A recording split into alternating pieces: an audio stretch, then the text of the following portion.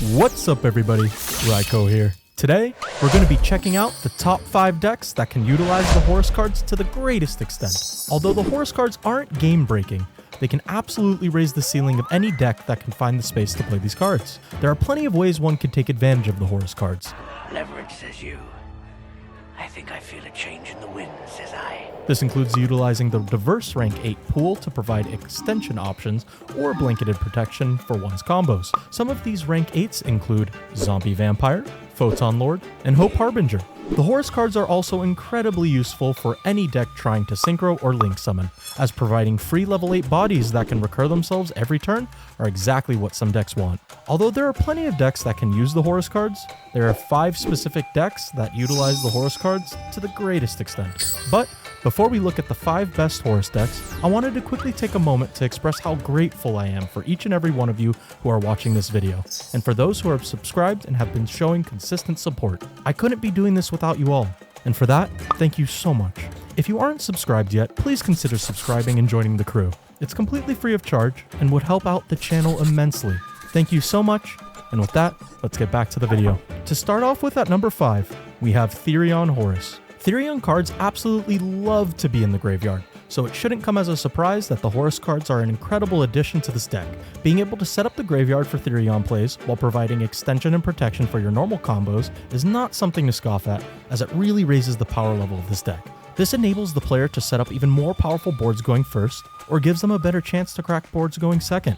It also adds consistency to the deck, as putting 2 Horus monsters on the field allows you to make gigantic champion Sargus with ease, which is a powerful rank 8 monster that searches any Therion card. Here's a sample Therion Horus list for reference. The non-engine and side deck will change depending on the meta, but the core Therion and Horus cards will essentially remain the same.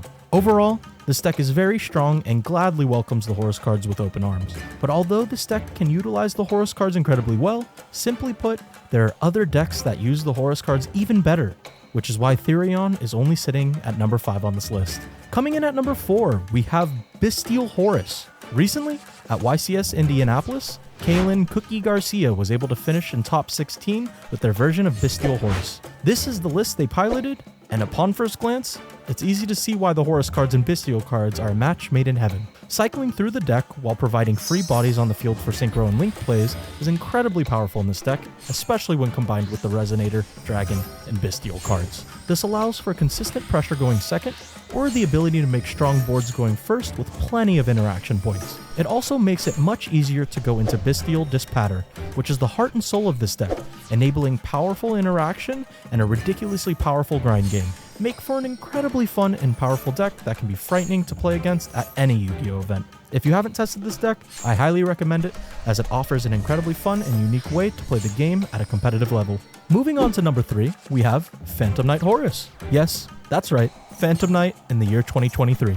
This deck has absolutely withstood the test of time, and with the introduction of the Horus cards, it bumps the power level of this deck to a whole new level never seen before.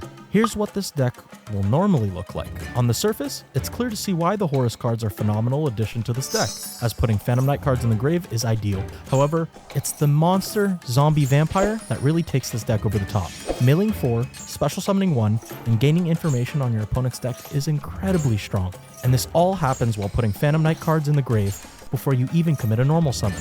This deck also plays the adventure package. Being able to pitch an Imseti and a Water Enchantress to search a sarcophagus and draw a card is such a plus on its own and should not be overlooked. All in all, don't be surprised if you see this deck sitting at high tables, because if the right pilot uses this deck will feel virtually unstoppable. Now, looking at number 2, we have Centurion Horus. Although it's still up in the air as to what the best variant of this deck is before the release of Bonfire, it's safe to say that Horus combined with Centurion allows for some incredible plays and boards to be made, taking win after win as Calamity will resolve more often with ease. Putting up a negate with Photon Lord or Barone before committing to the normal Centurion line is very powerful, and honestly frightening. As I've said in past videos, Calamity should absolutely be banned, and I'm sure many of you will agree, as any card that essentially turn skips someone should not be allowed in the game. but I digress. Simply put, the Centurion deck can Calamity Lock more consistently than any deck at this point, while also having the ability to main deck a bunch of non-engine for going second. But unfortunately, a well-timed hand trap can stop this deck in its tracks. However, with the addition of the Horus cards, this deck can Calamity Lock through Interruption now, putting your opponent on better have the out or you lose. Overall, this is an incredibly powerful deck that should be on everybody's radar. But this isn't the strongest deck that can utilize the Horus cards, and that brings us to number 1. As I'm sure many of you guessed by now, at number 1, we have Tearlaments Horus. Tearlaments has been one of the strongest decks since release, and although it saw a short period of time with little play when Arise Heart was legal, this deck never really shied away from the competitive scene. After the banning of Arise Heart, Tearlaments automatically became one of the strongest decks once again, and with the introduction of the Horus cards, the deck now has access to another powerful engine that immensely increases the power ceiling. Similar to Phantom Knight, Tearlaments utilizes Zombie Vampire with the Horus cards to plus like crazy.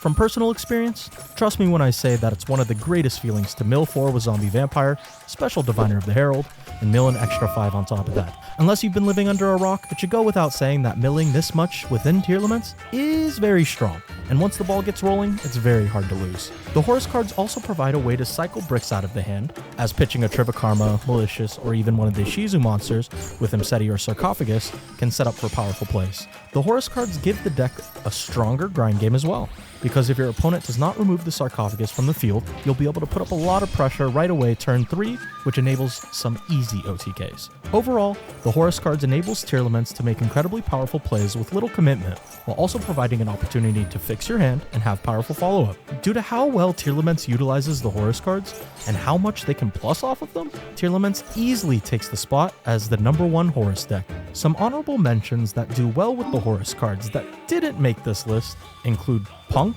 Volcanics, Lightsworn, and Orchist. The Horus cards are great in these decks, and if you enjoy these decks, I would highly recommend testing them with the Horus cards. But in terms of power level, consistency, and overall playability, they simply do not match the other 5 decks that made it onto this list. If you stayed throughout this video, first off, you're awesome. Thank you. I'm also curious to know, do you agree with the list? Let me know what you think in the comments below. I'm definitely interested to see what you all think. If you enjoyed the video and wish to see more videos like this in the future, please consider dropping a like and subscribing, as it helps the channel a lot. Thanks again for stopping by, and until next time, peace.